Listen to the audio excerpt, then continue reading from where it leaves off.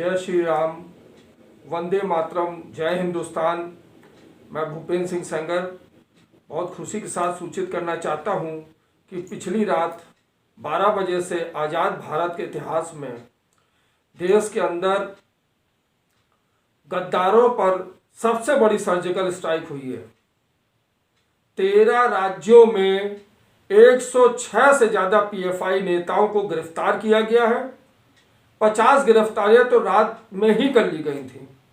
रात भर आसाम, कर्नाटका, केरल, महाराष्ट्र, यूपी, दिल्ली, राजस्थान सहित अनेकों राज्यों में पीएफआई के चीफ और उनके गुर्गों को उठा लिया गया।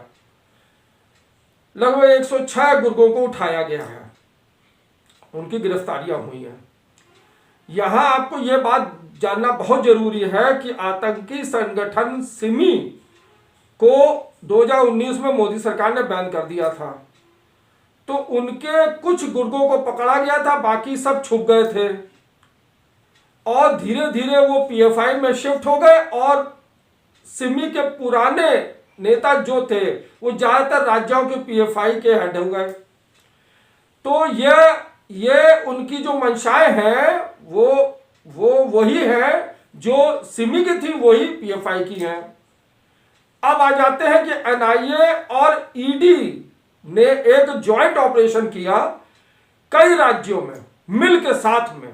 पीएफआई के कई मुख्यालयों को भी सील किया गया है।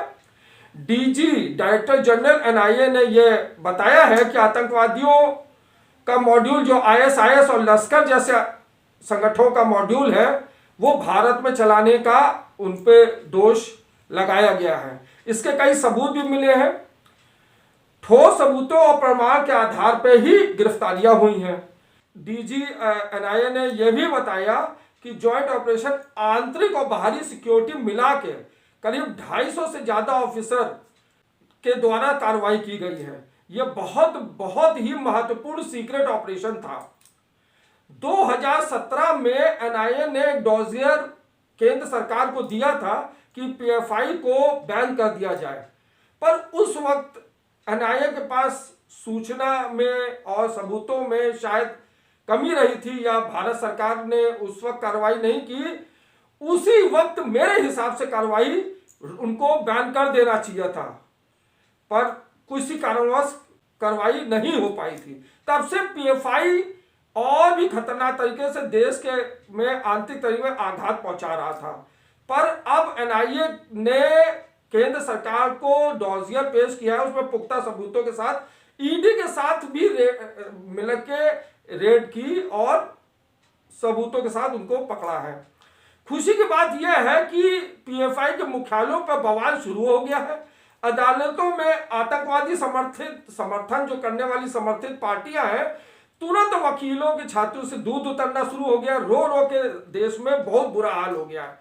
कई विपक्षी नेताओं के गले से खाना नहीं उतर रहा है और ना ही उनका पखाना उतर रहा है। I am extremely sorry for the language that I used, but it's really important to know what has happened in 1977 when SIMI was formed, and then after the ruckus they created. In between 2006, PFI was formed.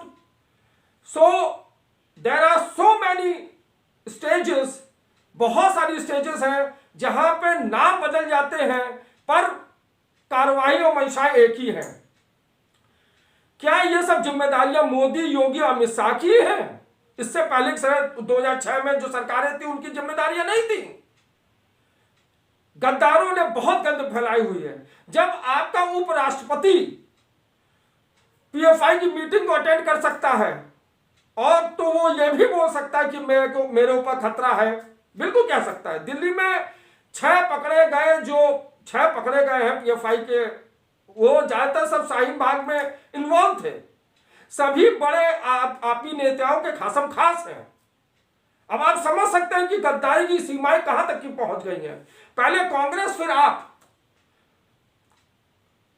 बहुत सारी detail छोटी है, बहुत सारी डिटेलें हैं, ये जानना बहुत जरूरी है, समझना बहुत जरूरी है। इस पर कार्रवाई आगे होगी। हमें लगता है गिरफ्तारियां और भी होनी है। अभी इनके साथ जो गिरफ्तारियां होंगी, 106 टोटल गिरफ्तारियां हुई हैं, इनके साथ और गिरफ्तारियां होने की संभावनाएं हैं। धन्यवाद आप सभी का पूरा साथ बने रहने का।